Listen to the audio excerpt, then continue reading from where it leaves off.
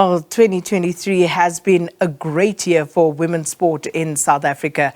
Our women's team had a major moment across a number of sporting codes. There were the Proteas, who ended in 7th position overall at the recent Netball World Cup, which was successfully hosted in Cape Town by South Africa. And this while Banyana Banyana made history by ending in the last 16 in the 2023 edition of the FIFA World Cup in Australia and New Zealand, which is still underway. And this is, of course, the furthest that any South African team, men or women, has progressed in any knockout stages of a FIFA tournament. Now, earlier this year, a women's cricket team, they reached the T20 ICC World Cup final. And despite these achievements, women in sport continue to face challenges of historical underinvestment.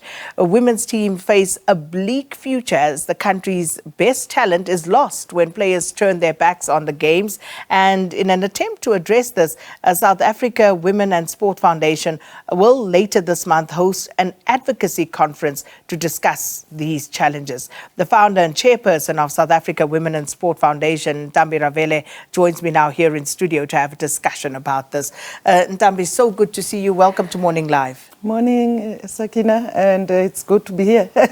You know, it's such a difficult thing, and you and I see each other ever so often, and these are ongoing discussions. But, you know, I'm sitting here and I'm thinking about the fluctuation in emotions, from the euphoria of our girls doing so well to the utter dejection when you learn that they're not really getting anything. And for them to get something, we have to really go out and fight.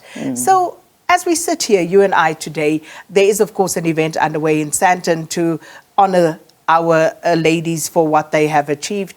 But what is your overall assessment of where we are and what's happening? I think women, from a participation point of view, they're doing quite well. They're doing even much better than our men's teams. I mean, we've seen it with cricket, we've seen it with football now. But also, I think if you look back from the Olympics, it's women who brought in back gold medals. So women are performing at the highest level.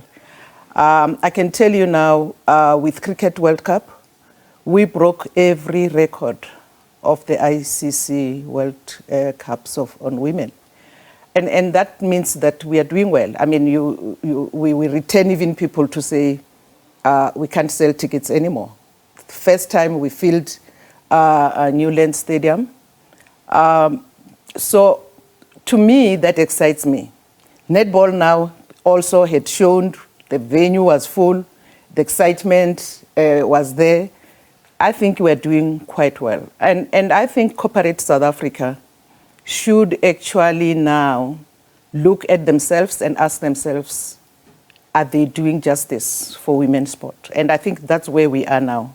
We have done everything. Broadcasters are coming to the game. I mean, all our games are broadcasted in our channels. So it's for sponsors to come in. But at this stage, we're talking about chronic underinvestment in women's sport, because take Banyana Banyana, for example, going all the way and winning the women's AFCON. Was that not enough of a wake-up call? Still going into the FIFA World Cup and again progressing to, you know, again, a record-setting standard. What more do they have to do? Sakina, I don't know if you realize that just a week when the team Banyana Banyana have to leave, SAFA announced a men's sponsor. Yes. That to me was, wow. Yes. What is this? Because we have a team that is doing so well without sponsors. Sorry, and a week just before they leave to the World Cup, you are announcing, and I think even the planning of the federation, it's something that we should look at. Because you can't be having these girls without a sponsor going to the World Cup and on the other hand announcing men's sponsor at the same time, whilst we are not talking anything about women's football.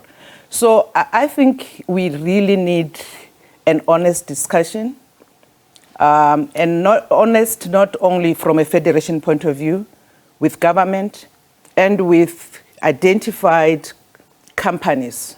Sit down and lottery actually, because of they actually contribute also a lot of money into sport.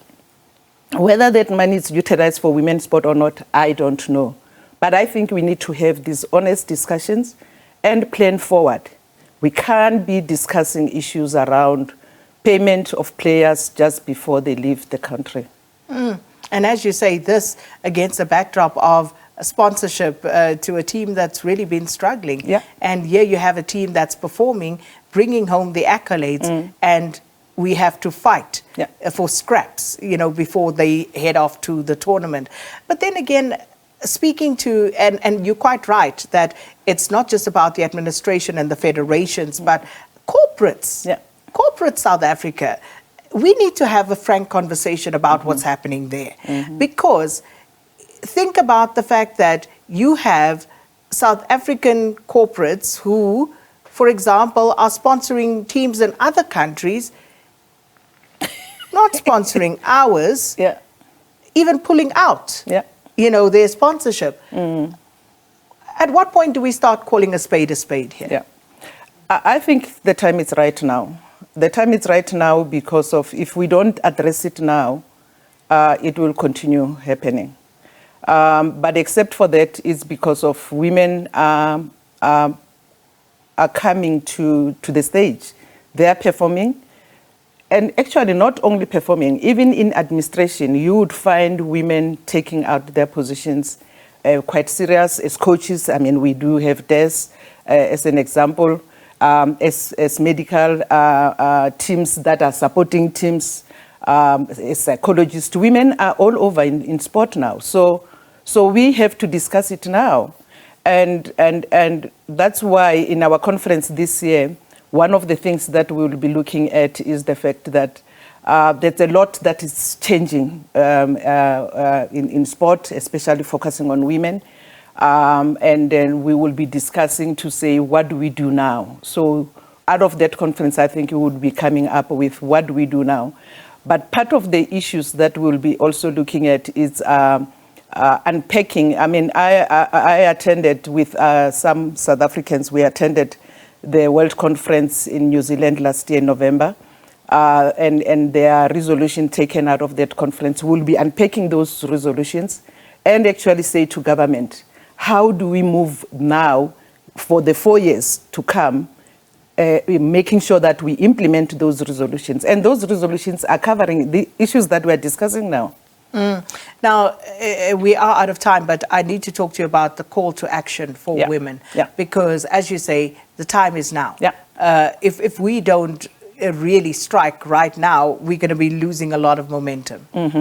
So the call, it's now, and I think after the conference, we would, actually, the conference will lead us to come up with resolutions. And out of those resolutions, we would be actually approaching SASCOC, we'll be approaching the Department of Sports and Recreation. And actually, we might actually also request for that forum to be called, where sponsors should be identified and come in for a discussion on saying, what do we do with women's sport?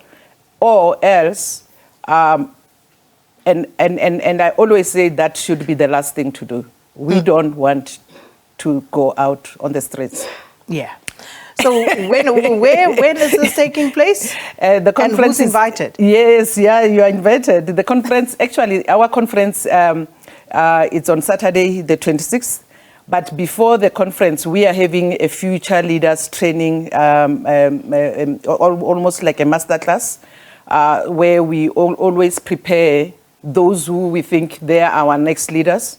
And train them on issues around how to deal with discrimination in the boards, and how to deal with issues around leadership, planning your leadership, and authentic leadership. Because of women, we want to see women, when they sit in positions, we shouldn't be complaining like we had been complaining before. So that will be on Friday, the 25th. And then on the Saturday, we'll be having this big conference. We have 2 speakers, one from Canada, one from US, one from Zambia, and one from South Africa. So it will be very interesting because of a lot of happened this year.